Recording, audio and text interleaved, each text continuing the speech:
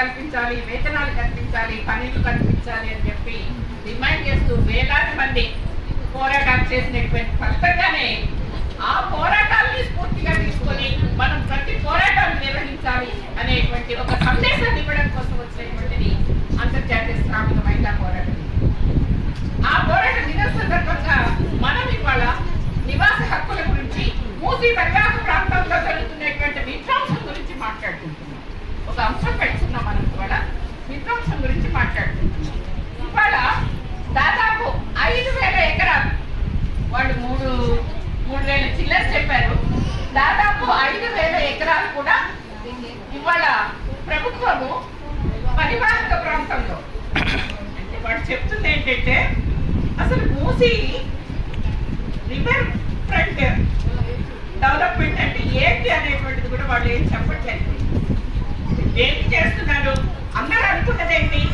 మూసీ మురికుంటుంది అనుకుంటున్నాం, అంతే కదా. మనం కోరుకునేది కానీ, ప్రజలంతా కోరుకునేది కానీ, వాళ్ళ పర్యావరణ ఉద్యమకాలు కూడా కోరుకునేది ఏంటి? మూసీ మురికిగా ఉండొద్దు, శుభ్రంగా ఉండాలి, శుభ్రమైనటువంటి నీరు ఇచ్చేటువంటి పరిస్థితి ఉండాలని మనమందరం కోరుకుంటున్నాం. కానీ ఇవాళ 5,000 ఎకరాల భూముల్ని తీసుకొని వాళ్ళు చేయబోతున్నది ఏంటి అనేటువంటి ఒక్కసారి మనం ఆలోచిస్తే, వాళ్ళు చేయబోతున్నది వ్యాపారం.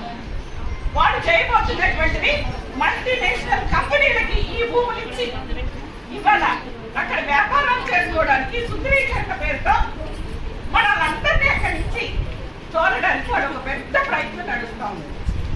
నిజమే, నిన్న వెలుగుపట్టిలో జరిగింది. 850 ఇళ్ళు, అవి ఒకటి కాదు రెండు కాదు, 850 ఇళ్ళు. ఆ 850 ఇళ్లలో ఒక 15 రోజుల నుంచి వాళ్ళు రోడ్ల మీదనే ఉన్నారు. ప్రభుత్వం చూపించినటువంటి అక్కడ అంబేద్కర్ భవన్ లో ఉన్నారు, ఎక్కడ పడితే అక్కడ ఉన్నారు. వాళ్ళు చేసినటువంటి పోరాట ఫలితంగా ఇప్పుడు కొంతమందికి 850 ఇళ్లలో 311 మందికి ఇచ్చారు. అంటే తగ్గిన వాళ్ళ పరిస్థితి ఏంటి? ఇక ఇచ్చేసరిగా మీరు వెళ్ళిపోండి ఈ భవనాల నుంచి అని కూడా తోలేస్తా ఉన్నారు. వాడు చేస్తున్న పరిస్థితి ఏంటంటే, వాడు ఇబ్బంది అయిపోలేదు కదా, వాడు ఒక 40-50 సంవత్సరాల నుంచి కూడబెట్టుకునేటువంటి డబ్బులతో కట్టుకొని కళ్ళబెట్టి నీళ్లతో అసలు మేము బతకాలా మరణించాలా అనేటువంటి ఆందోళనతో బయటకు వచ్చిన మనుషుల్ని ఇవాళ ఏం చేసావు? ఆ 850 కుటుంబాల జీవితాన్ని చిత్రం చేసేసి అక్కడ చేసి వాళ్ళకి ఇస్తున్నాను. బయట అంతా తింటున్నారు కదా, నువ్వు వచ్చి చేసిందేంటి?